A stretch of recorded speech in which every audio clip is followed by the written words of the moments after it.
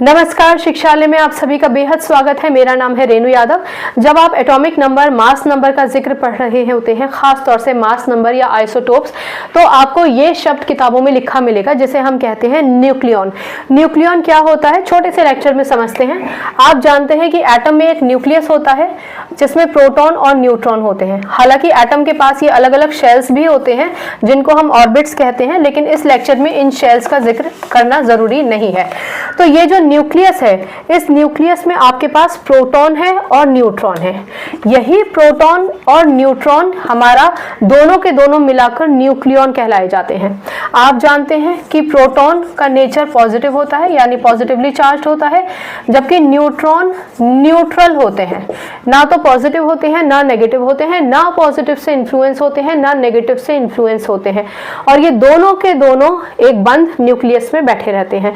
तो अगर आपसे पूछा जाए कि न्यूक्लियॉन क्या है, तो आप कहेंगे nucleon means the elements that are present inside the nucleus, या फिर आसान भाषा में आप ये कह सकते हैं न्यूक्लियॉन का मतलब proton and neutron that are present in the nucleus. ठीक है, तो ये हमारा कहलाया जाता है न्यूक्लियॉन। यहाँ एक और बात बता देती हूँ कि टोटल नंबर ऑफ प्रोटॉन और न्यूट्रॉन कितने हैं, अगर आप वो कैलकुलेट कर लेते हैं तो आपको मिल जाता है मास नंबर। ठीक, यानी कोई भी एलिमेंट मान के चलिए एक्स वाई जेड, तो इसका जो मास नंबर है जिसे हम ए से रिप्रेजेंट करते हैं, मास नंबर को हम ए से रिप्रेजेंट करते हैं, ये मास नंबर इस प्रोटॉन और न्यूट्रॉन का कॉम्बिनेशन होता है, जोड़ होता है।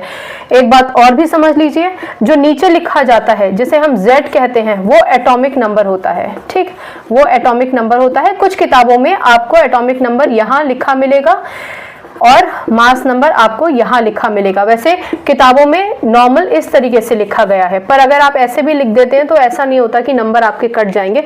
कई जगहों पर आप एटॉमिक नंबर यहाँ, मास नंबर यहाँ भी लिख देते हैं, नंबर नहीं कटते हैं, पर लिखना ऐसे चाहिए इस तरफ। ठीक है ना। चलिए, तो फिर से एक छोटा सा समअप ले लेते हैं। न्यूक्लियॉन मतलब number of proton and number of electrons that are present in the nucleus, या फिर प्रोटॉन और neutron that are present in the nucleus, उनको कलेक्टिवली हम न्यूक्लियॉन कहते हैं। ठीक, अच्छा एक चीज मैं और आपको बताना चाहूंगी। बच्चे बहुत कंफ्यूज हो जाते हैं कि ए और जेड में ऊपर कौन लिखना है, नीचे कौन लिखना है, कौन क्या है। बस इतना याद रखिए, एटॉमिक नंबर नीचे है। बाकी आप शुरुआत किससे करते हैं, ए से करते हैं ना, और एंड किससे करते हैं, जेड से करते हैं।